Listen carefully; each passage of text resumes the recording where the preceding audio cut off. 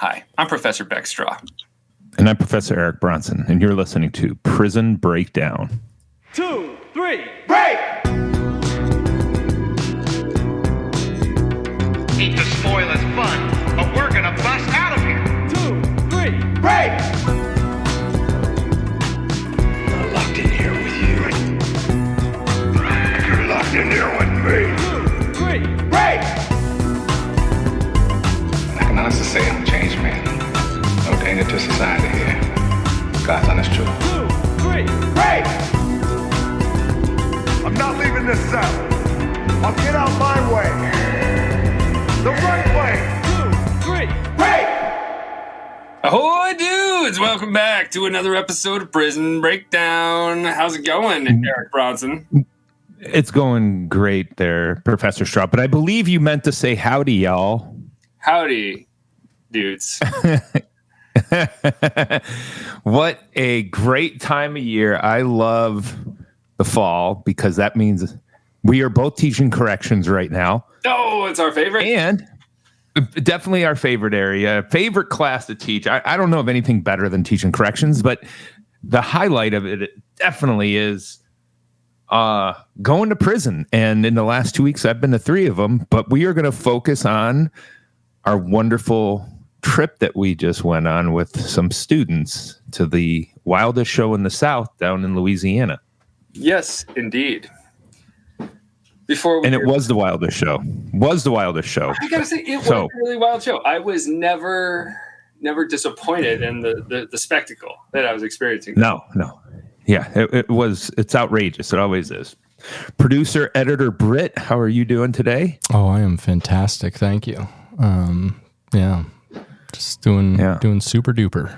Producer, yeah, we would have loved to have had you on our trip. It would have just put everything all over the top of the already outrageous fun that we were having. Yeah, I would have loved to have come, but unfortunately, I work for the United States Postal Service, and they need me. They need the mail delivered, and I'm the only one that can do it. So, are you considered a post officer? I was actually thinking about that the other day. I think maybe, I don't know, because they actually have like postal police and they have postal officers. So post office, it could stand to reason that you're a post officer as an employee title. Yeah, I do clock in for several hours every day to what's called office time. So I'm an officer. I'm officing. Do you get a badge? Kinda. Yeah, I got a name tag with a barcode and like an employee number. It's and everything. laminated. If it's laminated, it's not a badge. Come on. I mean, I got a gun. No, I have to bring my own. I just carried the sawed off in the LLV. Right. Yeah. Oh. Well, all right. So, normally we comment on the weather. So, and I know how much Beck loves hearing about the weather, but I want to say, while we were on the trip in Louisiana, in New Orleans, we could not have paid for better weather than what we got.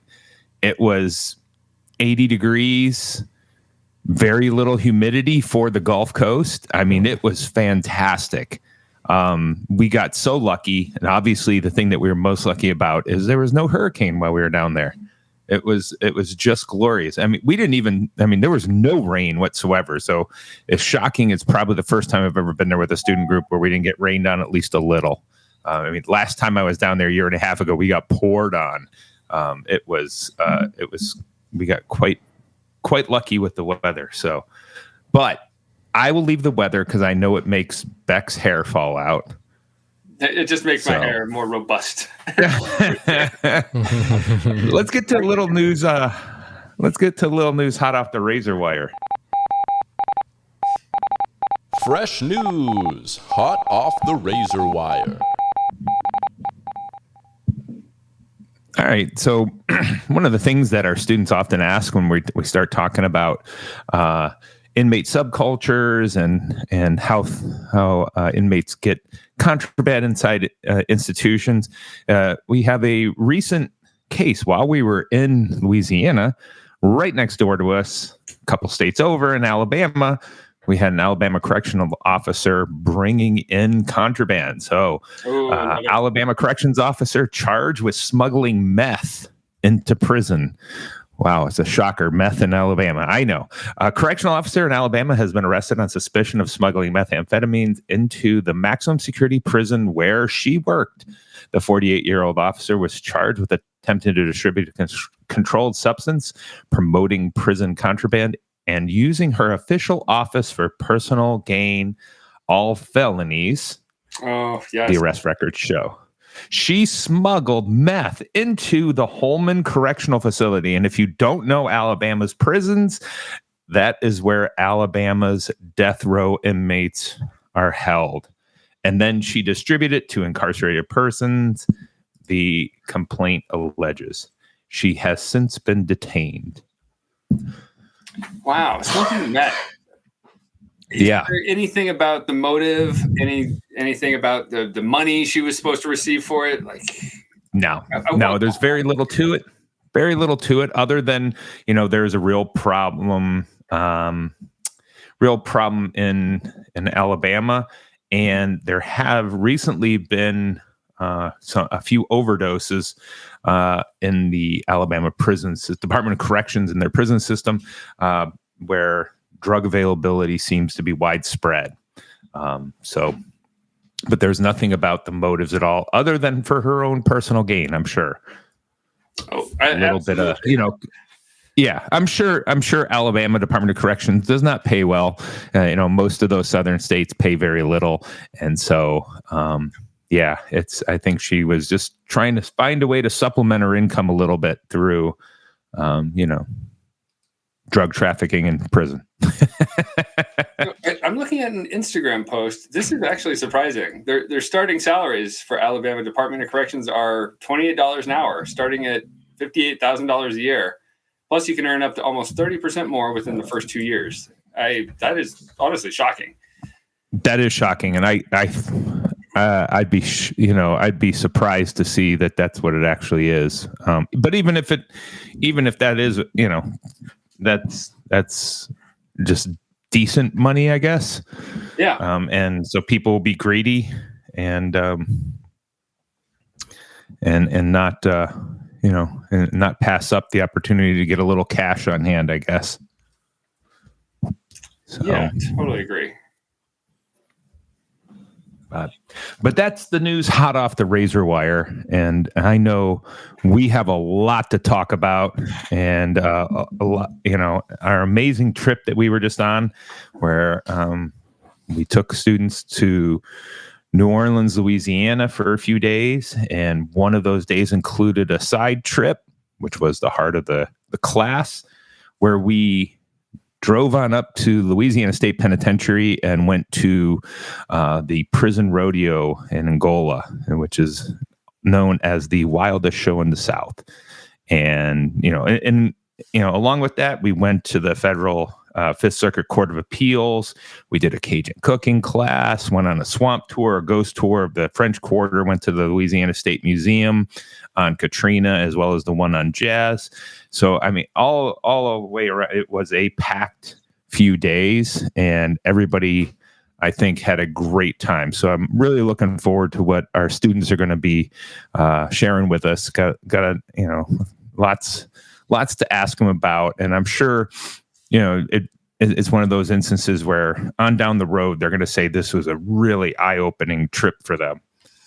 Yeah, and boy, oh boy, Eric, this trip did not disappoint at all. I do want to make a couple of corrections from our last couple of episodes, from things that have changed at Angola since it was last reported in my sources.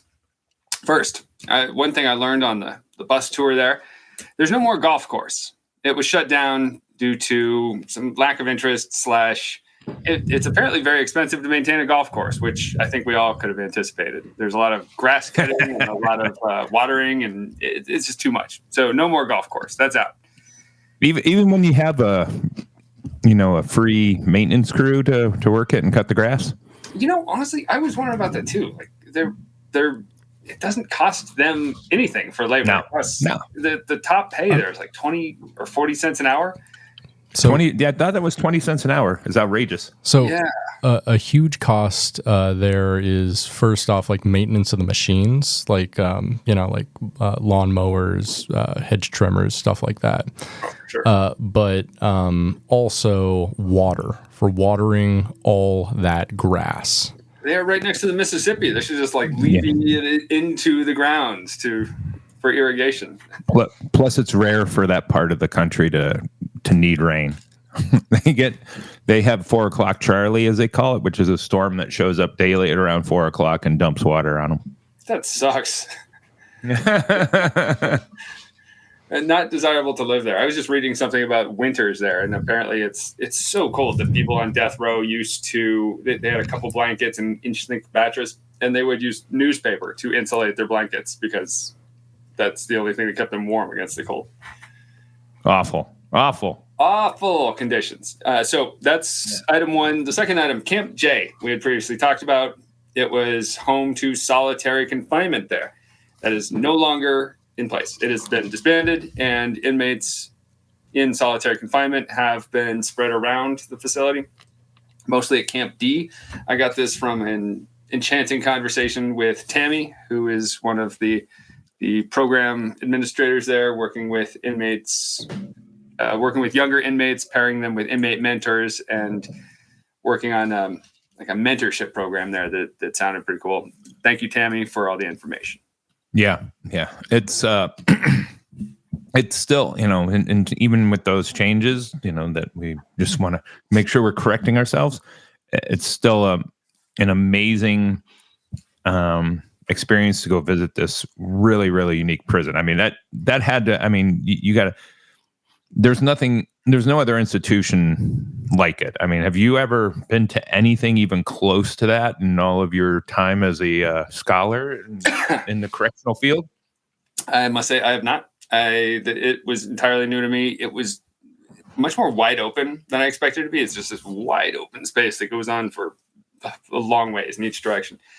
And it's like just a big plain. And then there's woods on one side, and the hills, and then Mississippi River on every other side. And the Tunica Hill, you got to worry about poisonous snakes and wildcats and all this stuff.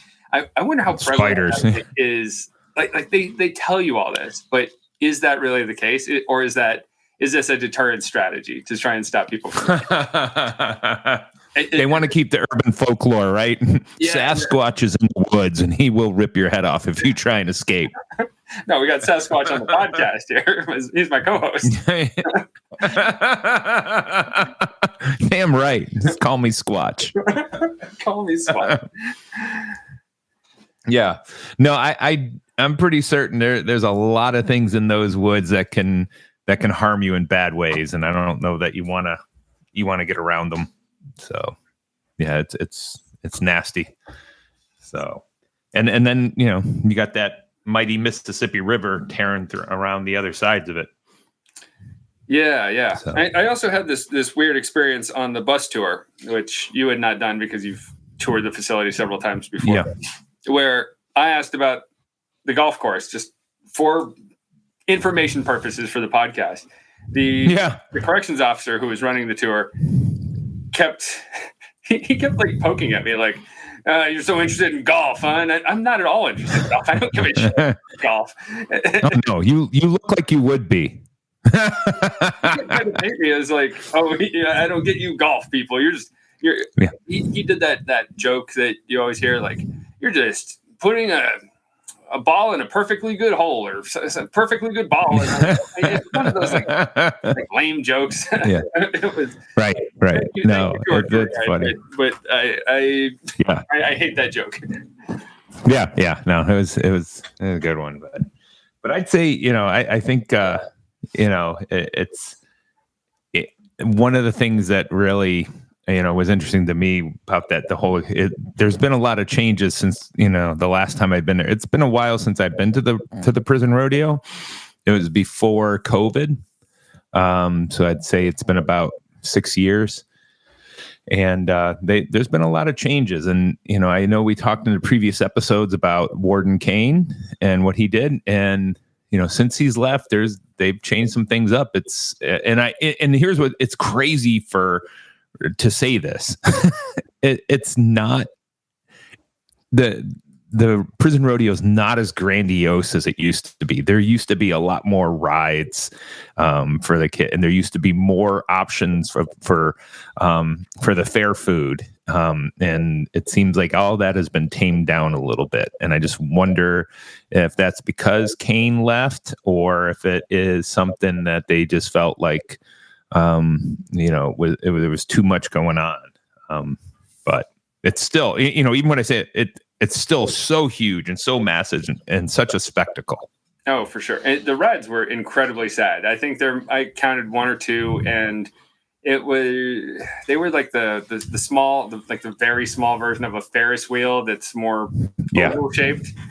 And just for the smallest of children, it not worth your time for anybody. Right. Yeah. You no longer bring your kids there for the rides, because you used to do that. I mean, I can specifically remember when I took my little one there when he was 5, him going on the rides and having a great time, and having to pull him away from that so we could go over to the rodeo so he could see what was going on inside that event. So definite changes, and I'm sure they have some justifications for it.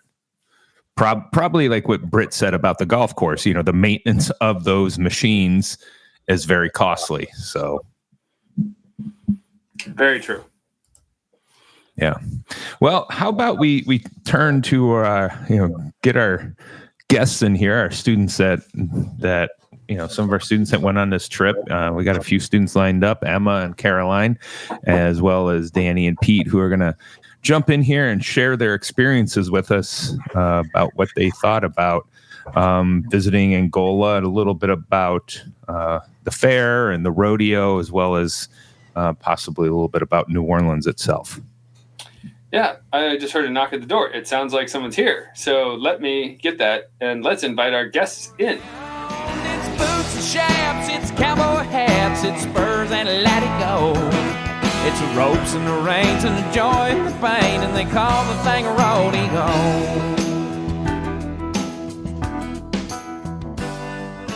Greetings, dudes. We are joined today by 4 of our finest students here at Roger Williams University School of Justice Studies, our loyal and beloved sponsor. And these 4 students... And the School of Justice Studies offers degrees in criminal justice, legal studies, forensic science, and cybersecurity, with graduate degrees in criminal justice, cybersecurity, public administration, and leadership. You're so good at that. I'm always impressed by that. And today, it's just because I had to do it for years. Today we will be talking. Can you cut out every time Eric interrupted me? Today we will be talking to. It's the heart of the show. It's the heart of the show. Come on, the interruptions are the heart of the show. So today we will be talking to 4 students about their experiences in Angola, and we've crowded my office, so I'm going to be taking a step back and sitting to the side. Yes, we're going to be talking about the wildest show in the South. Not only is it the title of the class that we were offering this semester that these students joined us on a trip to Angola, Louisiana, but it is the actual name of the Prison Rodeo at the Louisiana State Penitentiary. So we're going to be chatting with some students that just going to give us their thoughts on the experience that they had, specifically relating to our trip to the Louisiana State Penitentiary and the wildest show in the South. So looking at, let's start off with whoever wants to first jump up to tell us about what their thoughts, what was going through their mind as we entered the prison. We're on this massive bus, and we had that long ride from New Orleans up to Angola, which was about 2.5 hours. And we entered the prison, the world's largest prison. What the hell's going through your heads there at that point? Now, Eric, who wants to start us off? This was a good setup for the question, but why don't we have the students introduce themselves first? No, well, hell with them. All right, go ahead and edit all that out, Brett. No. Cut all that out. Nuh-uh. Because Beck doesn't like the way it's going, the order of things. I just think it would be more effective if we treated our students like people. Oh, do you really want Pete getting on there telling him who he is? Why me? That's why, right there. Listen to that attitude. All right, let's have some introductions. Would you please step up to the mic? Tell us a little about yourselves. Just give your name. Name, rank, serial number. Your name. I don't know. What would we name, year in school, where you're from. Yeah, where you're from. You can give us a fun fact about yourself too. Oh, yeah. I love fun facts. I don't have any. Fun facts are fun. I want to know a fun fact, like a boring fact. Give us a boring fact. I don't care. Yeah. I'm Emma Mallet. I'm a senior in psychology and criminal justice double major, and I'm from Colchester, Connecticut. And my boring fact is that I typically only wear Converse sneakers. Wait a second. You hold the record for I do hold the record. bull rides in New Orleans for our class. I do. Yep. Okay.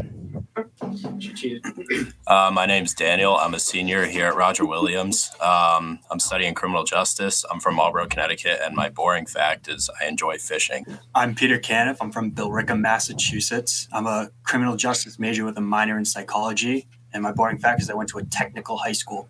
I'm Caroline Roach. I am from Acton, Massachusetts. I'm a criminal justice major with a minor in psychology. My boring fact is even at the fanciest of restaurants, I will order chicken tenders. All right, Caroline, since you're right there by the microphone, why don't you take a step back and let us know what the heck you were thinking as what memory is sticking with you about entering the prison and as we drove in. Well, first thing that happened was my cell service cut out, and I looked out the window like it was the olden days and saw a bunch of trees because I believe it's a 7-mile road that we had to drive down. A one-way, but not a one-way road, but it's the only thing at the end of the road was the prison. And I believe our bus driver was telling us how the woods that were surrounding us were filled with a lot of Louisiana wildlife that would be deadly if you were to escape the prison. So it was just a whole lot of nothing going into the prison. And if you were to escape that prison, there was nowhere to go. Yeah, it's a little bit of an entrance. Pete, why don't you jump up? What was running through your head as we entered a prison there? So you're running through the woods there that Caroline was talking about, and just there's nothing there besides the woods. And then you finally get to that security gate, and then you see just this giant arena where it makes you think of like South College football with the size of it and all the people that are going there. Yeah, it's an enormous arena, and you don't really, you don't expect to see it at all.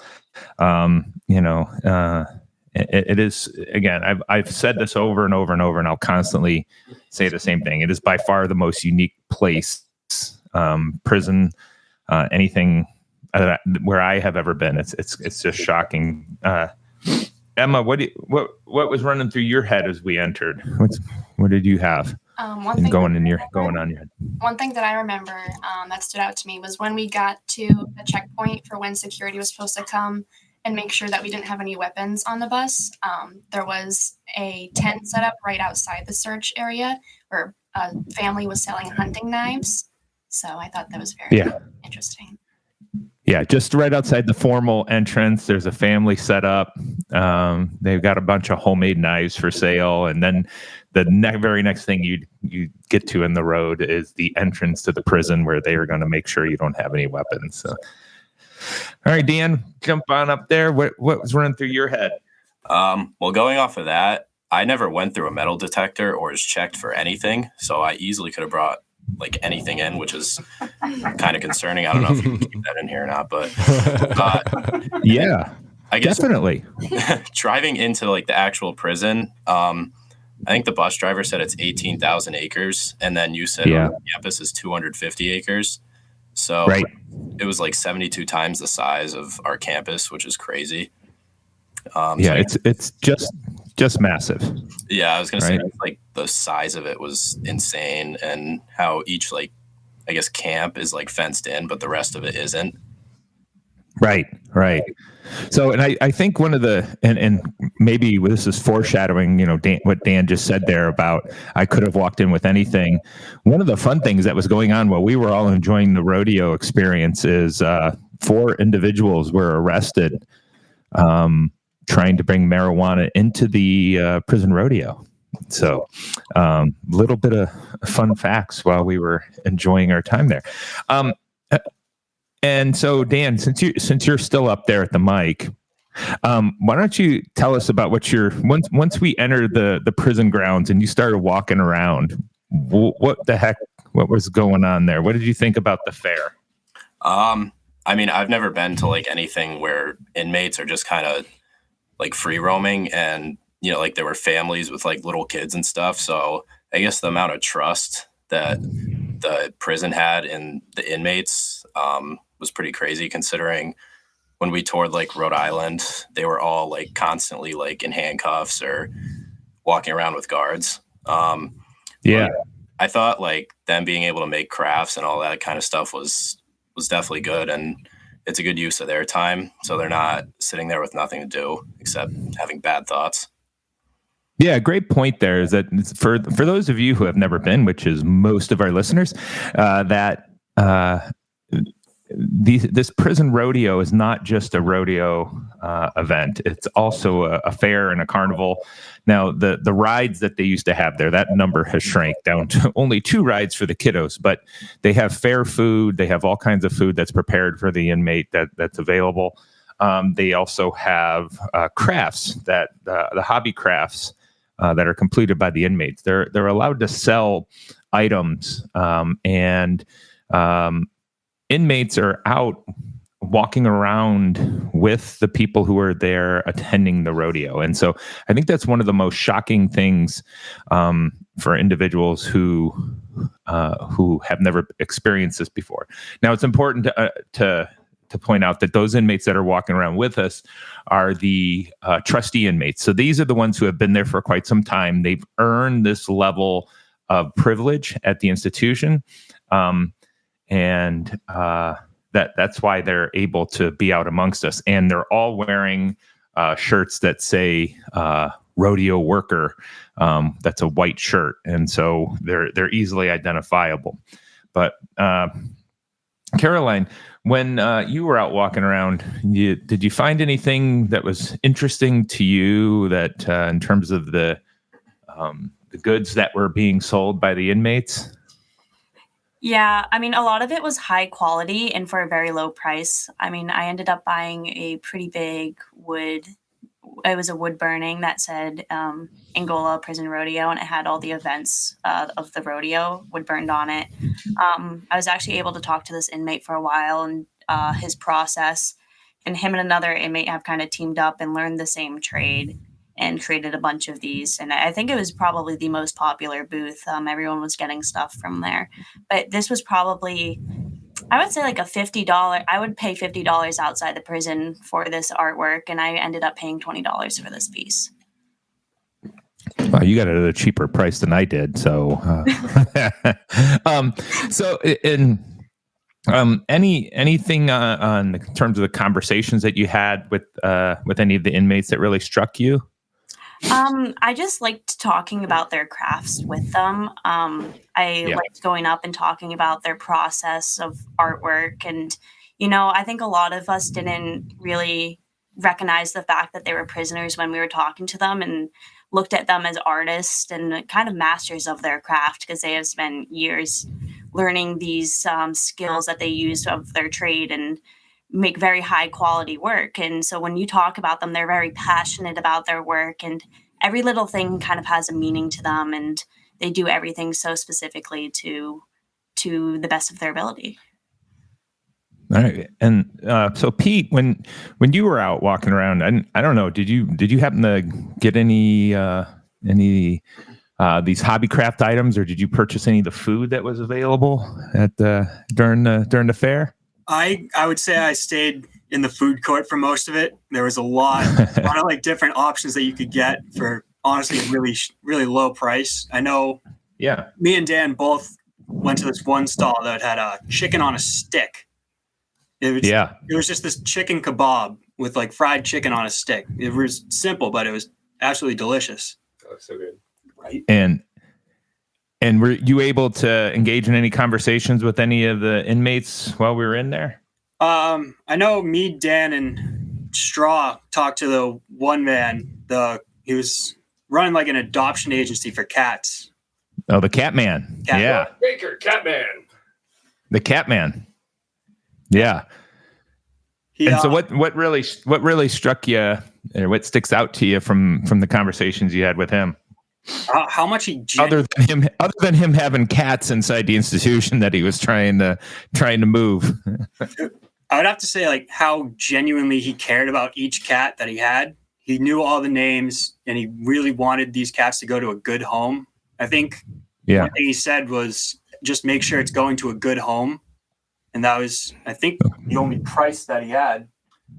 I think somebody said $100 later in the day. Yeah, it was $100 per cat. That was cover the price of the shots, and the deworming. But P, how does it make you feel about inmates having animals there at the institution? Because you saw that there were cats and dogs there. What are your thoughts about that?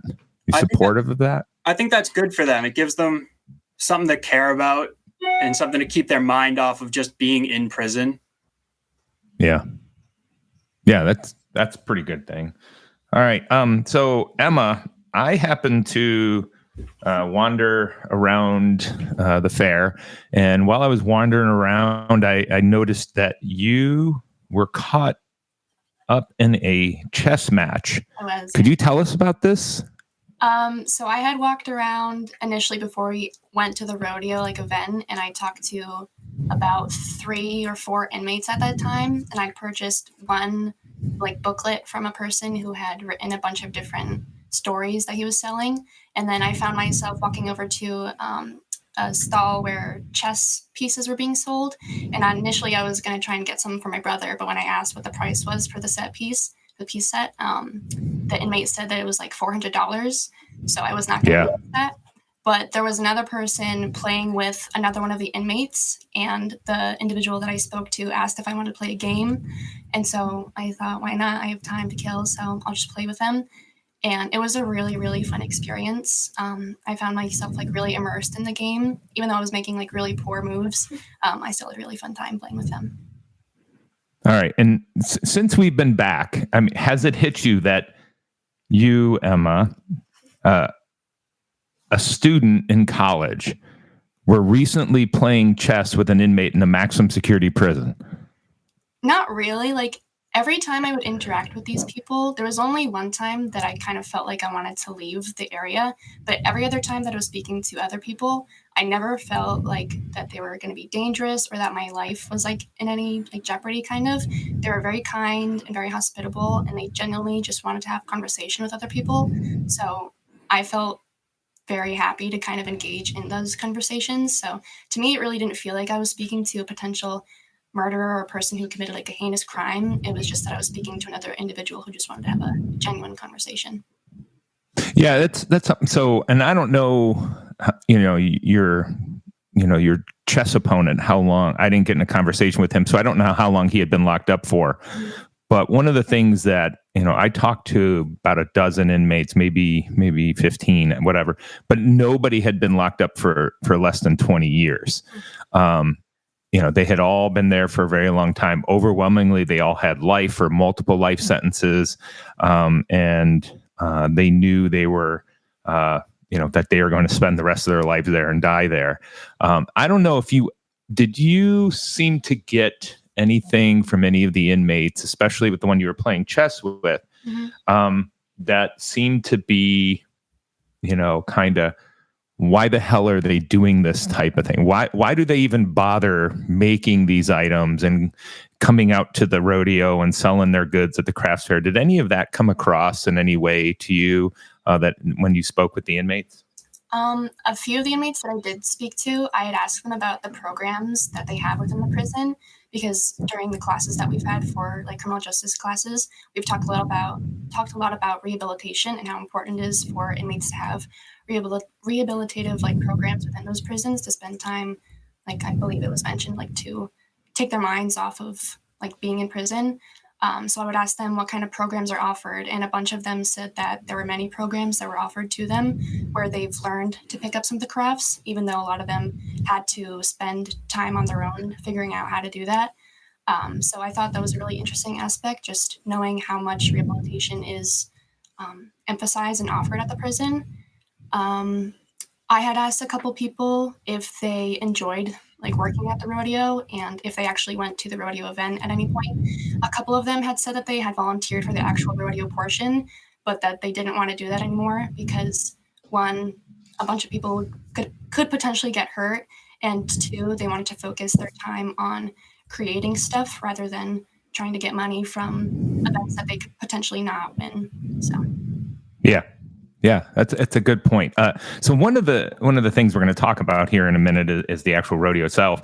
But I just wanted did any of you get to speak to any of the competitors in the rodeo? Like, did any of you happen to wander up to the fence and speak to anyone that was part of the actual rodeo itself? Or did you all just talk to the inmates who were out amongst the fair?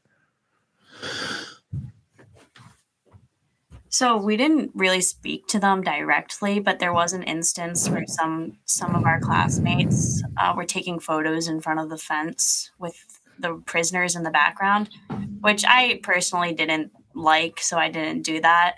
But the prisoners were all posing for the back of the photos, and they kind of seemed like they wanted that kind of interaction with the girls who were taking the photos. I kind of saw it as like taking photos at a zoo almost with like the animals in the cage. So I didn't really like that aspect of it, but I mean, it did seem like the prisoners enjoyed being in these photos and posing in those photos. No, that's a great point, Carolyn, is that one of the things that I often, whenever, and I'm sure Beck has the same experience, that whenever we're taking students on a tour of the prison of any type, any institution, is that to remind folks that, look, these are humans, and that's the biggest thing I wanted you all to get out of this experience, is that these are humans in there, and that we're not going to a zoo to see the animals. So that's interesting that you had that. I was fortunate enough to talk to one of the inmates this time that was a competitor, and Emma, you kind of hit the nail right on the head there.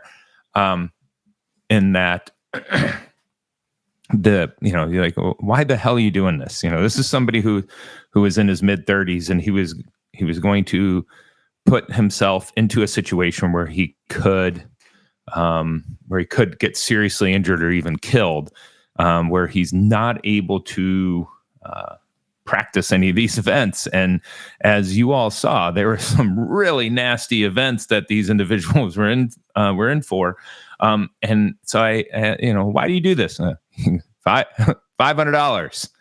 $500. That was the response that I get, and the opportunity to try and win $500 as top cowboy, or win that money at the end of the rodeo in Guts and Glory, where they take the poker chip off the bull's forehead.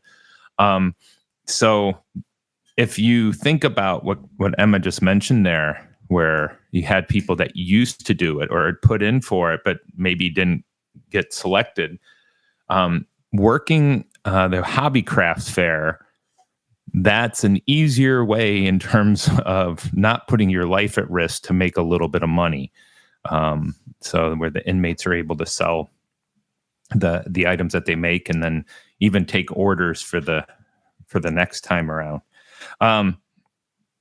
So what, and anybody who wants to jump up, what was, before we get into the rodeo, what do you think was the most shocking part for you out at the fair that really is sticking with you? Like, when you're telling folks about it now, your experience that you had, what was the most shocking part? Whoever wants to jump up. Yeah, Emma, go ahead. I guess for me, there were inmates who I spoke to, and every time they asked, like, "Oh, where are you from?" Just trying to get conversation, and I would tell them, "We're from Rhode Island. We're on a class trip for a criminal justice course."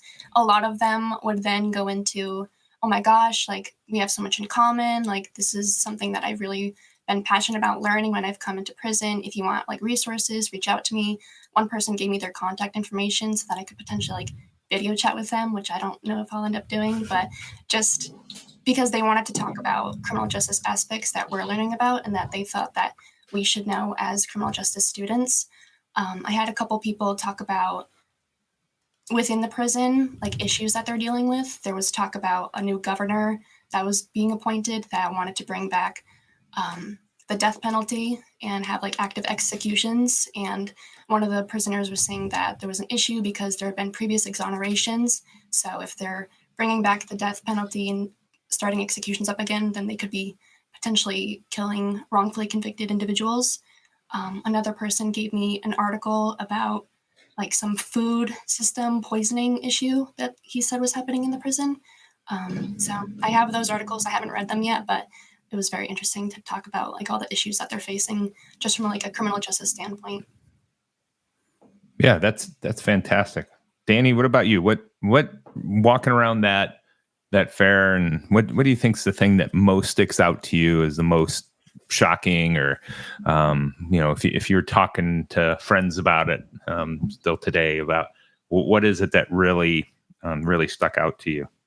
Well, like we were talking to the guy with the cats, I guess just how friendly and like normal he seemed. He like really genuinely cared about like these cats. And if I didn't know he was an inmate, like outside of the prison, like again, I'd have no idea.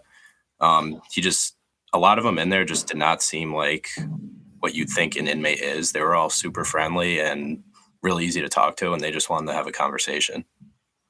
Yeah. It's, again, that's that human side I was hoping you would all get, is that, they did horrible things, but a lot of them just couldn't find a way to get out of a situation that other people with resources might be able to avoid. Pete, what about you? Anything that really sticks out about that whole part before the rodeo that really kind of is the most shocking, or the thing that's really in your head about that fair and the music or the food, whatever it might be? So walking around in the fair, you saw the inmates that are just out in the open selling their crafts. But towards the back, there was this like caged hallway almost that had a bunch of inmates in it. And I wasn't sure if those inmates were not trustees, but they still had the ability to make the crafts and sell them. Right. So that's that. I mean, the best way for me to describe it to people is that's kind of the chicken run. I mean, there's no other way. I mean, it's a horrible way to put it, but that's essentially what they were in. Right, Pete? I mean, it's they were in between two sets of fences and they were talking to you through the fence. Right. Yeah. And they couldn't really reach out, but they had enough space where they could like take some of the crafts off the fence that they were hanging up and hand to you. Yeah. But they're still inside of that like caged fence. Okay. All right. Caroline, so Emma mentioned something, and this is something I was going to ask of all of you.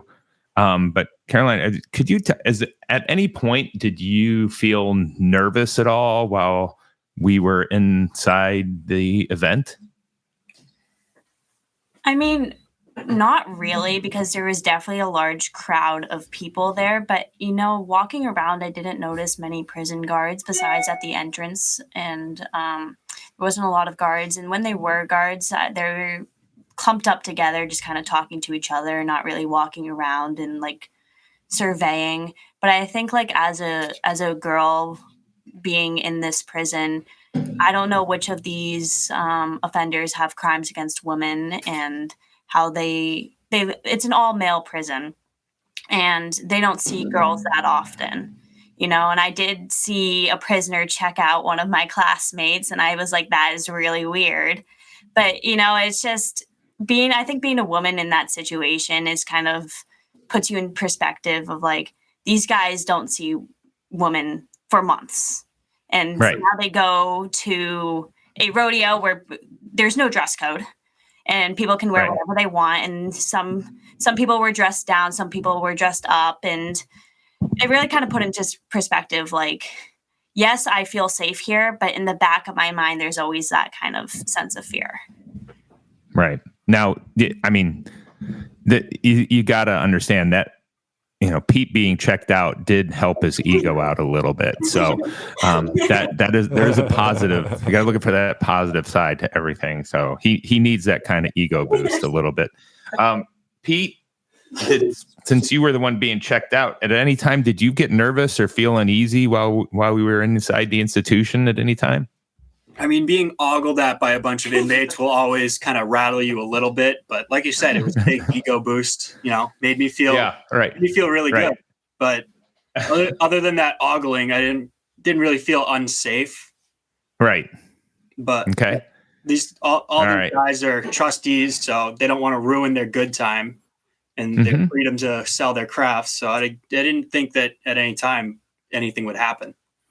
All right. And Dan, what about you? At any time, was there any feelings of unease or nervousness while we were walking around at the institution? Me personally, not at all. I mean, when we were walking in, I saw like families with like little kids, and I'm sure there was a lot of locals there who have probably been there before, and I'm sure nothing's happened. But again, I felt completely safe, and there was so many people there. I feel like nothing could really happen. Yeah. Yeah. And I guess I can, if you want to call it a confession, I mean, I took my older son there when he was 5 years old, when I was living in Texas. So, I'm one of those repeat offenders, recidivists, right? I've been there many times to the institution, and, I want to take him, but that was back in the day when they used to have a lot more rides, and it was more, I guess I could say it was more kid friendly. Now, Emma, you said there was a time when you felt a little bit uneasy. Was that just when you were talking with some inmates, or was it just some looks that were going on, or was it other spectators in the crowd? It was just one time when I was speaking to an inmate. I feel like during the interaction, I had gone up to a person who was selling like chain bracelets and like chain jewelry, and I wasn't really interested in buying it, but I was like just looking to see what was being offered, and I went over and the inmate assumed that I wanted to purchase something, so he was trying to be accommodating and put it on my wrist, and I didn't really want it, so I kind of felt bad because he's there selling stuff because he wants / needs to make money. And if I'm over here taking up his time, he's potentially not getting sales from other people that he could be speaking to. So I felt bad declining. But at the same time, like I had this like people pleasing aspect in my head that made me feel like I should be purchasing something from him. And when I said that I didn't want to purchase it, it kind of like I felt like a shift in his demeanor a little bit, or just like a shift in like his perception of me. So it went from him being accommodating to him kind of seeming like, oh, then why are you here? And he like took a step back, and I kind of just felt like uneasy, and it was like, okay, I kind of need to move away and like be kind about it though, like be respectful in declining. So at that point, that was really the only time that I felt like I need to vacate the premises just like a little bit. Well, and it's interesting. You went from one extreme, in that experience to the whole, to the chess game. So you really had a full spectrum of experiences there at that one time. All right. So on to the wildest show in the South.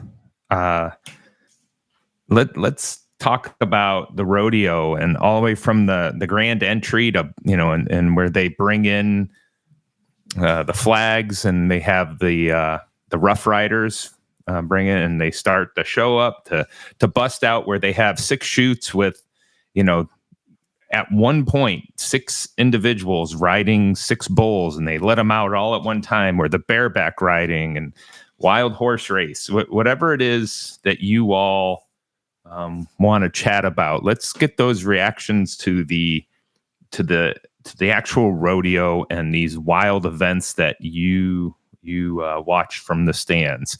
Who would like to start us off about the rodeo experience? Hello. So I kind of have like a negative perspective on the whole rodeo. Okay. myself. Yeah.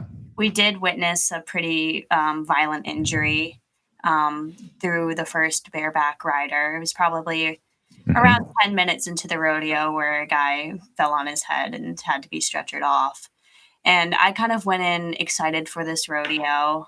I've never been to a rodeo before, and I was excited to watch it. But kind of after watching that injury, the entire rest of the rodeo, I just kind of sat there and I was like, I don't want to be here. It was pretty tough to see that. And I counted at least 3 ambulances leave throughout the time. And it's also the fact that we don't know the names of the people participating. You know, we watch interviews where they say they love the crowd cheering for them, but we don't know who they are. And we won't ever know what happened to the guy that got injured. There's not going to be a release saying, hey, this guy got injured and he's okay. Well, we'll never know that. We will never know what the rest of his life will look like, if he's going to have long-term impacts for that. We're not going to know. And it seemed by the time the last event, Guts and Glory, where you take the poker chip off the bowl, happened, that only 2 people were really trying to get that $500. And the rest of the inmates had their backs to the fence as far away from the bowl possible, just watching. And when an injury like that happens, how does the next guy going feel? Can they pull out in the middle of the rodeo and say, hey, that guy just got injured, I don't want to do this anymore? Or are they required to continue to do that? And that was kind of a question that I had for that. Well, and so just so folks can kind of understand what Caroline's talking about here is the inmate was thrown from the back of a horse and landed for the back of his head and neck. And for lack of a better way to describe it, it was pretty motionless and lifeless when they went to try and gather him up and get him out of the rodeo ring. So it was rather shocking, and obviously an individual was hurt in a pretty bad way. What, Caroline, while you're there right by the mic, what event do you think was the most absurd event that they held here at this event? If you're thinking back, which one is just, you're like, why? What the hell are they thinking running this? Definitely inmate poker, when they're all sitting around the table playing fake poker, and then they just let the bull out, and the bull in the nicest words obliterates the table, and the inmates go flying. The description from the Louisiana State Penitentiary's webpage is convict poker. It's the ultimate poker game, and even winning has a price. 4 inmate cowboys sit at a table in the middle of the arena playing a friendly game of poker. Suddenly, a wild bull is released with the sole purpose of unseating the poker players. The last man remaining seated is the winner. And trust me, when they go out, when that bull gets going, human bodies go flying. They're easily one, reaching 10, 12, 15 feet up in the air, and then comes flying down. And, there's not a whole lot of skill to this event. I feel like with the other ones, with them in the hula hoops, like it's the last one standing in the hula hoop gets the prize or wins or whatever. They have the ability to run away. They see the bull coming at them, they can just run out of the hula hoop and abandon the hula hoop. With poker, there is no protecting yourself, and when you're in it, you're in it. Yeah, exactly. You've got much more of an opportunity to get out of that. But this one is, stay seated, and you can win. All right, Pete, what was what's your reaction to the rodeo and the events and the what was going on inside that ring, the wildest show in the South? What did you? I think that the name suits it very well. It really was. Yeah. Honestly, I thought it was a lot of fun. It was something that you don't get to see every day. Yeah. It was. Yeah. I have the complete opposite reaction to Caroline. Obviously, I hope no one gets hurt. But that's right. realistically, rodeo is a sport, and it's going to happen one way or the other. So you just have to cheer them through, make sure that the show goes on. Mm-hmm. But I think one of my favorites was when they're being pulled on the sled behind the horse and had to hold the pitcher, and they got dragged around the ring on the sled. Yeah, the chariot racing. Yeah, I thought that was great. Yeah. So they just so for the listeners, they have a hired cowboy that's on the rodeo circuit. That's on a horse that's pulling a sled with an inmate on it who is holding a pitcher of water, and the idea is for them to circle around the arena and obviously stay seated on that sled, and when they return all the way back to the beginning, still have some water in that pitcher of water. Emma, what were your thoughts on the rodeo? What was going through your head as you were watching these events? So before even going to the rodeo, we had watched videos during like our class time, and I already knew that I'd probably be uneasy and like unsettled and disturbed watching it. Coming from a psychological like major standpoint, we're taught that when researchers are going to conduct studies, specifically if they want to look at vulnerable populations, prisoners are included within those populations just because of the environment and the circumstances in which they have no real like autonomy a lot of the times. So if you're a psychology researcher and you want to get data from this population, it's very likely that they might feel coerced into giving you data, specifically because they feel like they might not be able to say no. So for me, it was very uneasy to see how easy and accessible it was for people to go and watch these inmates put themselves at risk for the opportunity to get a lot of money that they're not accustomed to getting on a regular basis. And additionally, just having an audience standpoint, like an audience factor as well, it just kind of felt like voyeurism to watch these individuals potentially put themselves at risk. Okay. Sounds good. Dan, you definitely had one of the strongest reactions to the rodeo. I think you still might be wearing your cowboy hat when you go to bed at night, huh? What were your thoughts on the rodeo? So I'm not going to lie. I loved it. I've been to plenty of concerts and sporting events, and that was by far the most memorable and exciting thing I've seen. It was so cool, like the atmosphere. And I know it kind of sounds bad, but again, the prisoners do volunteer for it, and there is money involved. And I feel like their life is just pretty miserable, like year round. And this is probably like one of their only sources of like excitement that they can get, like real excitement. I know, like you said, selling crafts and stuff is a safer but maybe better way to get money, but I feel like there's not really like that excitement factor to it. And like this, I feel like they do know what they're signing up for. And again, if you're in there for like 15 years, I feel like you're probably not going to risk that. But if they're in there for such a long time, I really see no reason why you wouldn't try, especially for the money and again, how exciting it is.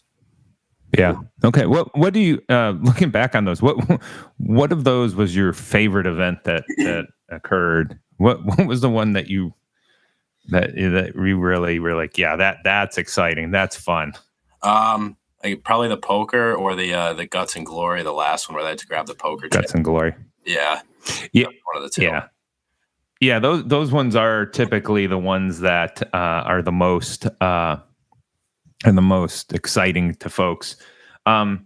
What about the one that was called bulldogging? The one where they're supposed to the two cowboys or two inmates are supposed to be wrestling a calf down to the ground. What are your thoughts on that one? Well, I saw some where one guy would just kind of let the other one do all the work, and then I saw some where they actually did some teamwork and I guess team building activities and took down the bull there. So yeah, I thought it could be a good way for the inmates to bond. Remember that was no bull, that was a calf. Yeah. They aren't taking down a bull. Yeah. Okay. Now let me ask you this: would you join these events? If I was in there for like a no, I'm talking free Danny, the free citizen Danny. Would you jump in there and do any of these? I mean, if there was a good amount of money involved, probably. It's $500. Am I choosing the event or am I doing like the poker chip at the end? Well, as you said, it's all volunteer. Yeah. Yes. Okay, let's go with that one. Would you participate in convict poker? Me personally, probably not. But again, if I was in prison and like, have nothing going on for the entire year and this is like the only thing I get to look forward to, I'd definitely do it. Okay, because other rodeos that like free rodeos and free society have picked up on some of these events and they will run them every once in a while. And convict poker is one of the ones they've stolen. They'll have a poker match at the rodeo and they'll get 4 volunteers from the crowd.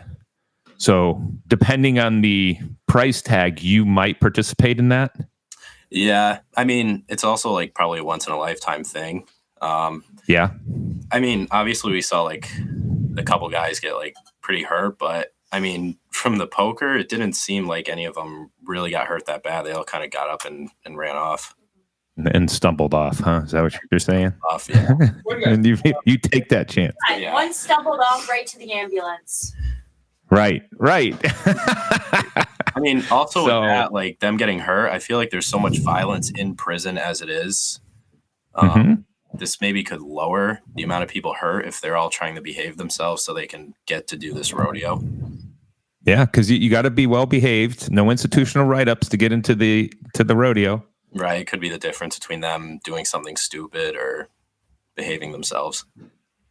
Okay. All right. And so now that we've gone through this whole big thing, is there anything, Dan, don't get back over here. Thank you. I'm here. Is there anything that you think you're going to be able to take from this experience in terms of, looking at your career, in terms of your career options?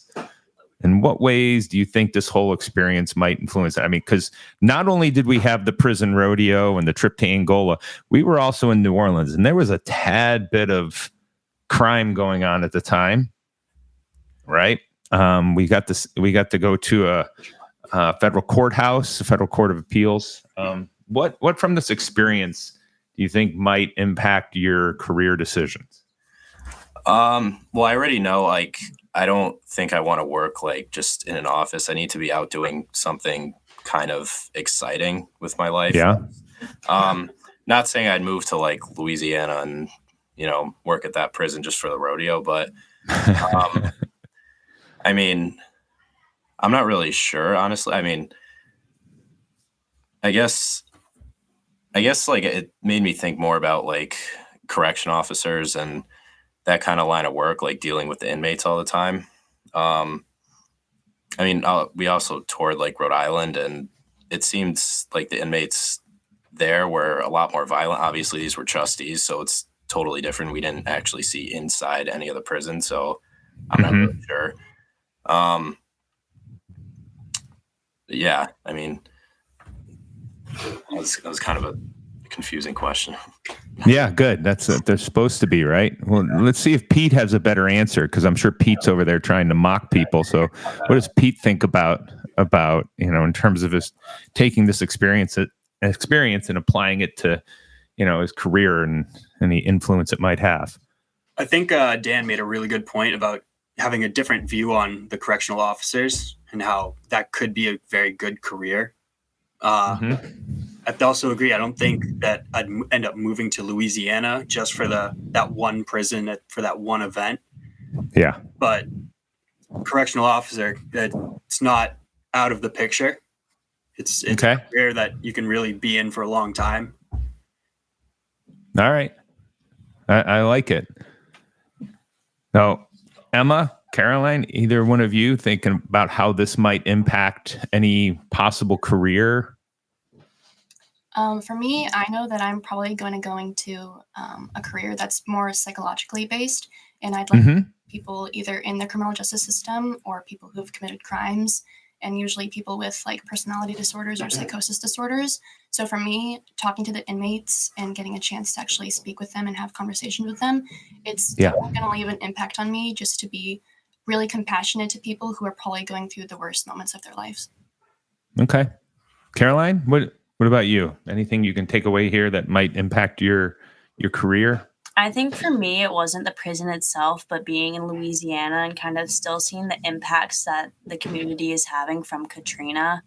I was able to rebuild houses in Texas after Hurricane Harvey. And I think kind of helping people after disasters is something that I might want to get back into, maybe working like for FEMA or, because everyone you kind of talk to locally that lived in New Orleans has a Katrina story. Katrina affected everyone down there in some capacity. And when we were driving to the swamp tour we did, our bus driver was talking about her experience with Katrina. And we drove past a neighborhood with tightly packed houses. And then there would be an empty plot of land. And she would tell us, like, there was a house there, but they didn't bother to rebuild after Katrina. So I think getting into kind of helping others and disaster management might be something that I look into. All right.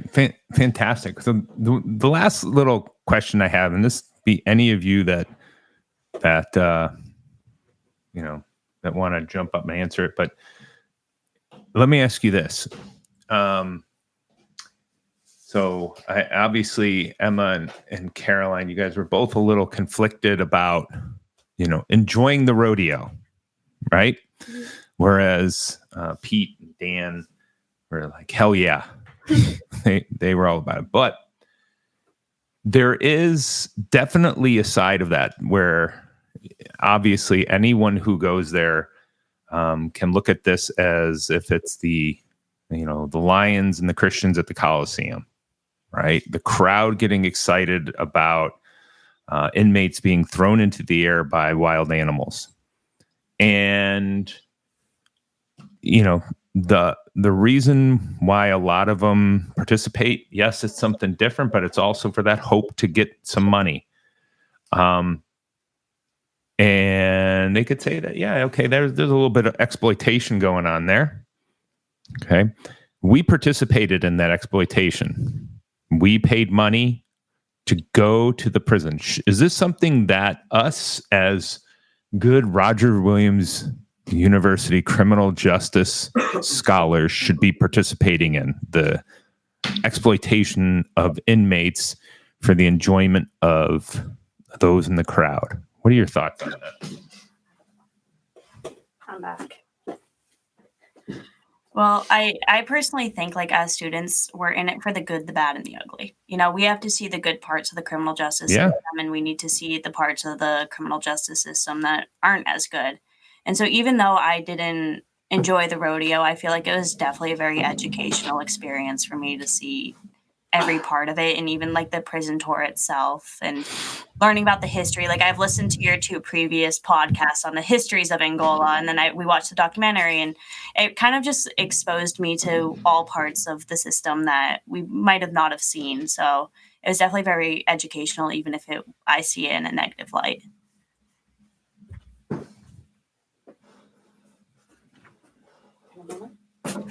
Anybody else want to jump in there and give us their 30 cents? So again, I feel like they're volunteering for it. And I mean, in terms of just entertainment, it was 100% worth it. But again, I feel like they're not being forced to do it. It's not like they're just picking a bunch of inmates and like forcing them there. They are volunteering for it, and they're behaving and, doing their best for like probably years so they can get this opportunity. And again, like I said, after like seeing the prison in Rhode Island, it just seemed so miserable. And I feel like they'd do anything to get the chance just for something totally different and some excitement, something to look forward to. All right, Dan, what about those folks who say prison shouldn't be exciting or fun? Well, I mean, prison should be more like what we're doing in Rhode Island, where they're miserable in there. Well, I mean, it gives them something like I mean, it could make it easier for like the corrections officers, like easier on them if a lot of inmates are behaving better and things are running more smoothly. So they got this opportunity to do this rodeo as a reward. Yeah. So I see it as a good thing. Okay. All right. So Emma, Pete, either one of you, want to jump up? Yeah. I was going to say, I think it depends on the perspective you have going into it. Like for me, I knew that I probably wouldn't enjoy it as much as some other people might.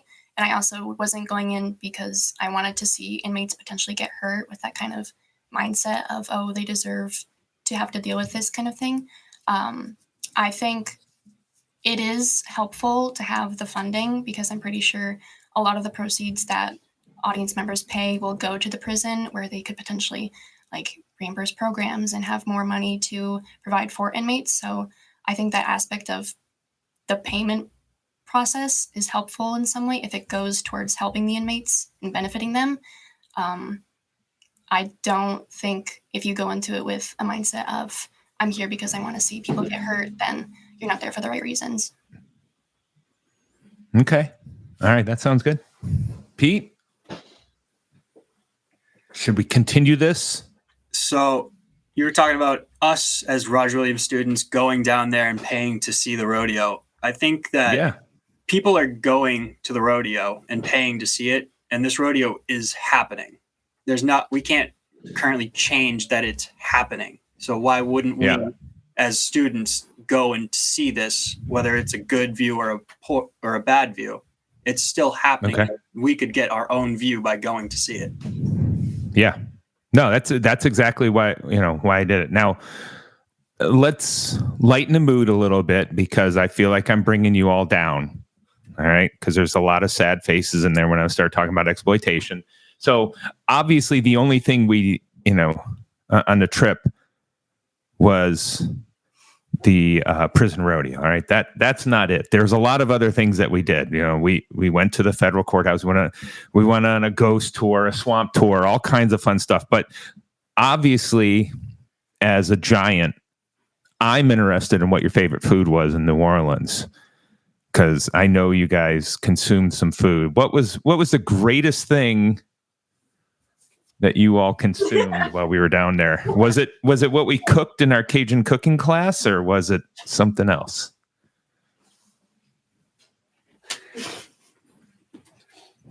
I think the gumbo and the hurricanes was probably my favorite. Hopefully not combined together. No. Hurricane gumbo. To the listener, what is a hurricane? Oh, yeah. Danny, can you tell us what a hurricane is? I got it. So okay, a hurricane is the drink of New Orleans, and this one bar that we went to a lot was Pat O'Brien's, and they're like the original people who made the hurricane. So they have their own hurricane mix. I'm not really sure what the mix itself is, but that specific place had 4 ounces of the mix as well as 4 ounces of dark rum. Just like glass. It was giant glass. And they were absolutely delicious. Yeah. And you are of legal age. I just want to point that out that on our tour. I'm 22. Yeah, there we go. All right. Emma, what was your favorite food? I think my favorite food was the barbecued shrimp and grits that we made during the cooking class. Oh, that was good. That barbecue shrimp was delicious. You guys did an amazing job in that cooking class. I tell you, that was a fun evening. Caroline, what about you? What was the favorite thing you munched on in Louisiana? Well, as I said in my boring fact, I usually just stick to chicken tenders. So I'm going to have to go with the Cajun chicken tenders I had. No. Wait, where was that from? Was that from Willie's? No, Voodoo Chicken. Voodoo Chicken. Oh, Caroline, I was hoping. Voodoo Chicken. I knew. Wait, not pointed. Well, no. Hey, that's fine. It's like I said, you guys could go to the local fast food joints. It's none of the national chain joints. That's all.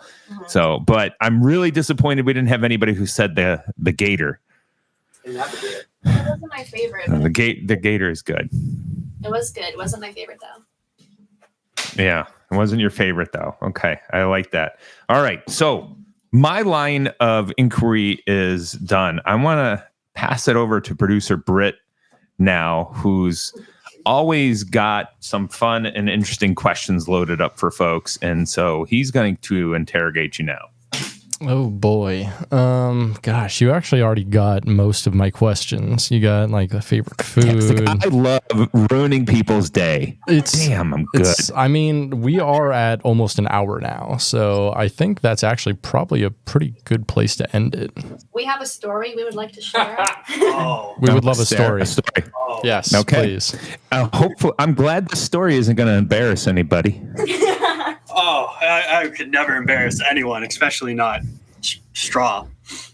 So after the cooking class, me and Dan had found this place the previous night. It was a rodeo bar, and on the upstairs is a mechanical chicken. Mm-hmm. We had Professor Strah ride one night. Wait. I think you clarified that the other day. That was not Professor Strah. Ah, yes. The trip. That was Beck. He was Beck. He was Beck. It was not Professor Strah. It was one Professor Strah riding that mechanical chicken. It was Beck riding the chicken. Yeah. Now, Emma, and he did not do well, did he? No, not really. No. I think 5 seconds max on the mechanical chicken. Yeah. And from what I understand, his back is still a little strained from it. He didn't let you all know, but yeah, he's still hurting. Yeah, you can tell.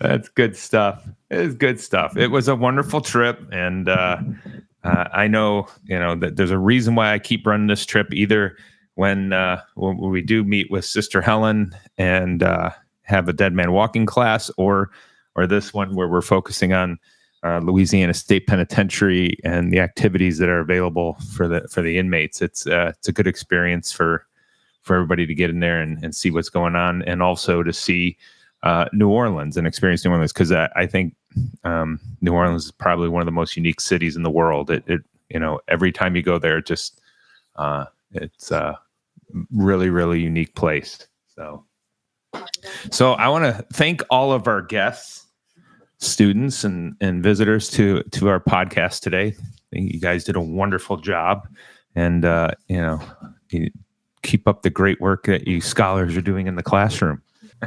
Well, that was great. Thanks again to Caroline, Dan, Emma, and Pete for joining us and doing that interview today. And with that, I actually have a couple questions for both of you, since we heard a bunch from the students, but I want to pick your brains a little bit about... All right, so I've got a list of questions for Bronson, list of questions for you, Beck. So let's start with Bronson here. So you mentioned you've been to the Prison Rodeo several times, so this obviously isn't your first rodeo. We see what you did there. Sorry, I had no one made that joke, and I'm like, come on, it's right there, pick it up. But how many prison rodeos have you been to now? I've and it could be old age or the concussions from all the youth sports. I've lost count. Wow. I probably so 2. I would say I would say I've been to 1. It's definitely in the double digits. Because while I was at Lamar down in Texas, we would go over twice a year. We'd go to one in the fall and we'd go to one in the spring. Oh, wow. And so I've been to several of them.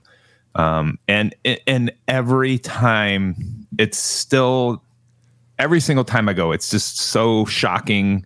What goes on at this event. And again, I know I used it when I was talking with the students, this idea that you feel like you're at you're at the Coliseum watching the Lions and the Christians. It's just it's such a surreal experience being in there watching these inmates get thrown around like rag dolls. And again, it's for those of you who are listening, you can't think of a normal rodeo that takes place in free society. We weren't watching the same events with cowboys who are experienced and are able to practice this where they are professionals. These are inmates who go out on Sunday in October and get tossed into an event. And boy, it's to see what goes on when they go flying and then watch the crowd lose their mind. It's just it's an odd experience. That's all I can say. It's really unique. I always wonder at times, why the hell do I keep taking students back? But it's obviously, for those, as we listen to the students, it's, as Caroline and Emma both pointed out, they didn't love the rodeo itself, but you can tell that they're glad they went and that they learned a lot from it and had a good experience. Right. Whereas like Dan had a more, anthropological look at it. Like, it's happening anyway. We should just go, Yeah. And I think Dan, at least once, he yelled "yeehaw." I was not sitting near him, but that would be amazing. Oh no, it was loud. It got the whole crowd going. So, Bronson, you mentioned that like the rides have gone away. There's less food there now. What else has changed about the rodeo over the years? That's really about it. I would say I know they used to do something where so they sold just under 11,000 tickets to this event. And it was sold out. Every rodeo in October has sold out. And like I said, it's just under 11,000. What they used to do, something that was a little bit different, is they would sell two different levels of tickets. They would sell a rodeo ticket for $20, and then they would sell a fair and carnival ticket that did not get you into the rodeo. And they would sell the same amount of rodeo tickets where it was under 11,000, but then they would sell like an additional 2,000 or 3,000 fair tickets. And so that's also part of it, is there, and again, for everybody who experienced it, like, there were more people. Yeah, there was even more people there. And so I think that they've taken a little bit away from the fair side, just maybe to keep a little bit better control over that situation, because it is very, very busy. And, I'm sure they want to, keep an eye on things a little bit closer. All right. So I've got some questions for the both of you. So first off, what's the best thing you ever bought at the rodeo? Can be food, can be a craft, whatever. Oh, I got this nailed down. I bought a painting, and it came framed. I paid $65 for it, which is much less than you would pay on the outside. It's a very well done portrait of an ice cream cone, and it's a piece of modern art that I plan to put up in my home. It is well done. I got to talk to the guy for just a minute who sold it to me, and he was mentoring a young man who in art and painting, who did the painting, who was not able to make it to the craft fair himself. But I appreciate that. I appreciate what he does and mentoring people to make cool art that they can put out in the world and make these guys feel a little more like they matter, because they're people. They do. Yeah, for me, there's tad bit different. I can't tell you all the junk that I've purchased from there over the years, but the ones that are the two most important, it's interesting. I actually took 2 photos and sent them to my family while I was there and say, does this bring back memories? And of course, for my wife, it did. What the 2 items that really have the greatest attachment are, one, there's a kid's rocking chair. So I bought a rocking chair there 12 years ago. And that was, for our kids, we grow. So obviously have lots of memory with our kids in that rocking chair. But then the other one, which was a lot of fun, and the inmate who made it is still there making the exact same thing. It's a toy treasure chest, and it's quite large in size. And we had one of those in our house, and the kids put their toys in there, and we passed it on to somebody else who's using it with their kids. So, it was interesting because, bought that one 13 years ago, and they're tremendous pieces of work that are high quality at a very good price. And you get the opportunity to talk to these inmates and get their story and visit with them again 13 years later, see that he's still making those treasure chests. It's phenomenal. Something that struck me as odd among some of the inmate art is occasionally you'd come upon something that would have say Angola on it, or it would say Angola or Louisiana State Penitentiary, and there would be like a picture on it of an inmate who looks sad in jail black and white uniform. I always thought that was strange in terms of what they're making and putting out there in the world. I also did get a shirt that says, on the front it says Angola on the breast, and then on the back it says a gated community, and it has a picture of the prison gate. I thought it was fun and cheeky, but it's a weird way to advertise the place. Mm-hmm. Yeah. No, it's. I think there's a lot of opportunity that the staff, if they wanted to make some really cool shirts, they could. I think they just missed a mark on it. Yeah. Like you said, it's, a gated community. You're like, ooh, hey, that's a zinger there. Yeah. I still bought the shirt because I thought, this is the best looking shirt of the bunch. My kiddo has one. Oh, yes. Me and your kid have like the same fashion sense. Another question for both of you. What's the worst thing that you've witnessed at the rodeo? Oh, without a doubt. At the very beginning, I think Caroline might have mentioned it. There was a man who very likely broke his neck. He got thrown from a horse, and people helped him up, and then they put him right back down, and somebody came out with a backboard to load him onto an ambulance. He landed on his head / the back of his head, his neck, and it was hard to see. Really several years ago when I was in Texas and I came over to see one during the Guts and Glory where they're trying to pull the poker chip off the bull's forehead.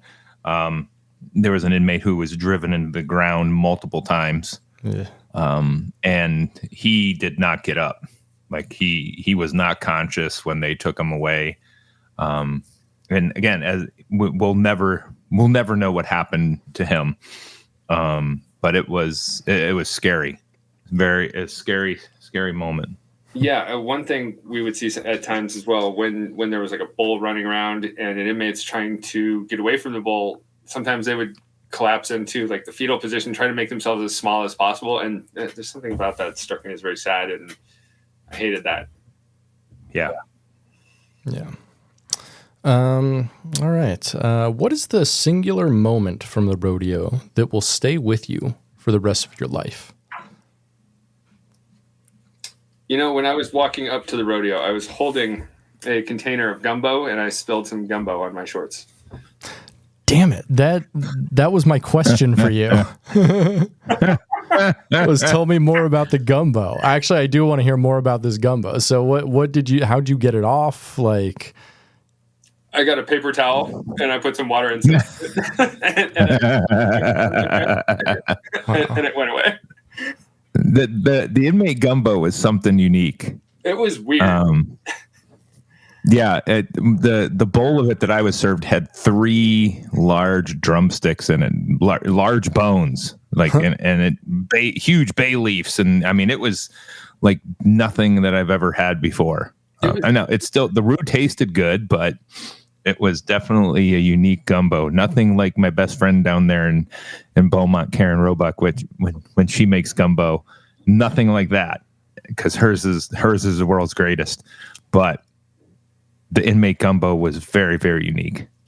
I would say I would have to contend with our beloved Richard Rose of the Williams University School of Justice Studies and his excellent gumbo. Richard, if you're out there, I love your gumbo. And let's not forget what our students made during the Cajun cooking class. That was pretty damn good gumbo too. They did a great job. Yes, I was very impressed with the gumbo all around there. Yep. And that's what inspired me to have more. But realistically, I guess my defining moment from my time there was, I believe Peter mentioned it, talking to George Baker Catman. He introduced himself as George Baker Catman. George Baker, if you're out there and you ever hear this, I want to talk to you, man.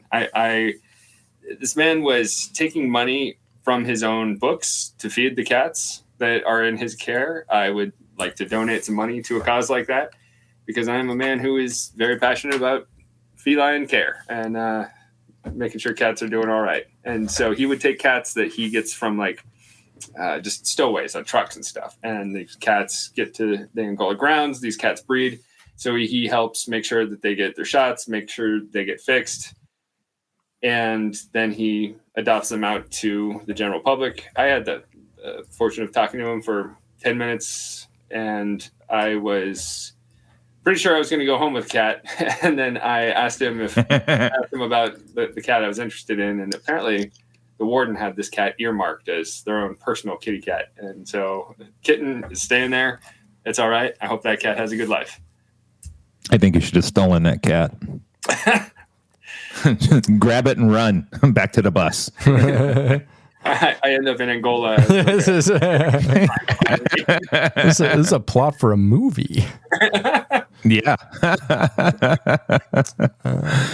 I think my defining moment, it's interesting. It always, each one of these, you tend to have something that sticks out. But mine this time is I spoke with an inmate named Larry for probably 40 minutes. And he was 73 years old, been locked up there nearly as long as I've been alive. Has a double life sentence. And, it was just one of the situations where he's been locked up for so long. Pretty much all of his family, while he's been in there, has passed away. His mom, his sisters, his brothers, extended family.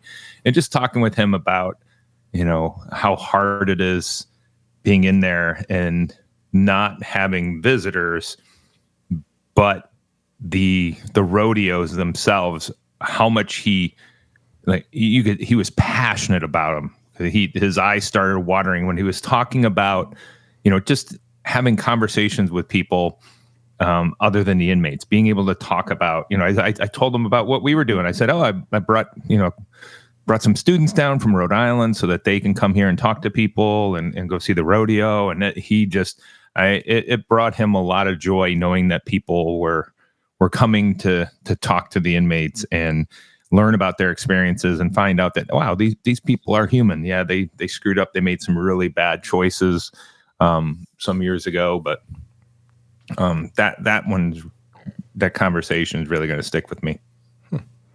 Cool. All right. That's all the questions I have. All right. Does that mean we're ready for Movie Minute?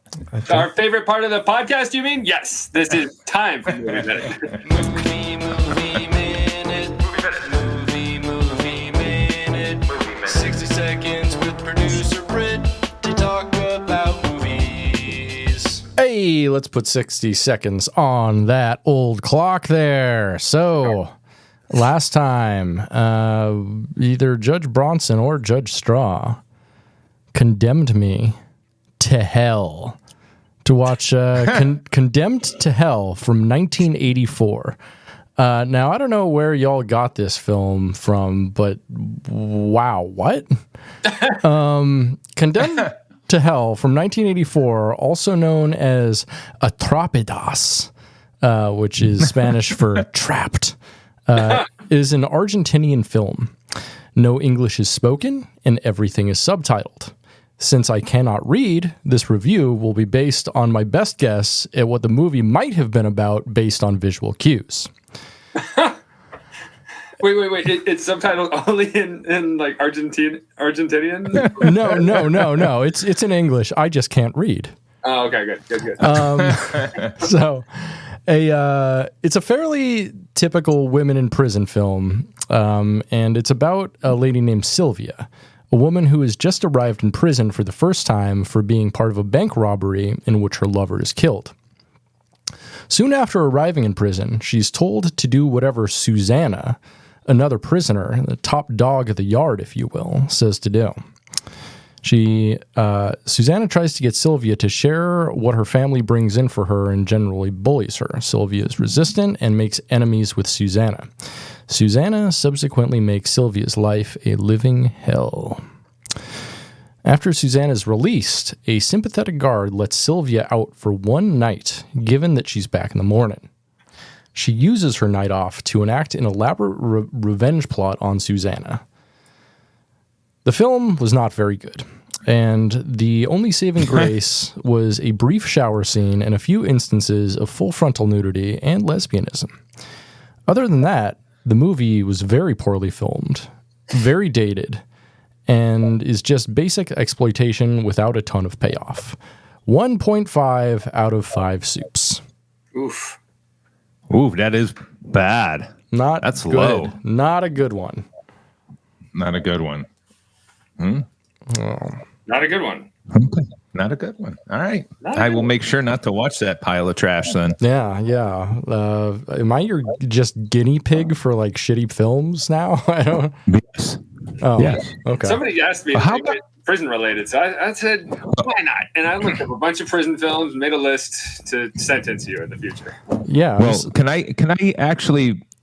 I maybe redeem our choice and give you one that I thought was really good one? Yeah, sure. And then I don't know. Okay, so we'll sentence you to Get the Gringo. Get the Gringo? Yeah. Oh, I like that one too. That was it's a good one. I've seen that. It's a really good one. If you're willing to look past Mel Gibson's everything. It also has Dean Norris in the film, and I feel like he balances out the Mel Gibson. He's a pretty good dude. Yeah. But other than Mel, it's a really good movie, I thought. So. All right. You have been sentenced to Get the Gringo. All righty. Got anything else? I think that just about does it. I would say, if you are a listener, we would like you to... No, I can't use like. That's twice in a sentence. For our listeners out there, please like, please rate, please subscribe. We love you. Come on back next time for another happening episode of Prison Breakdown. So that means lights out. Lights out, baby. Lights out.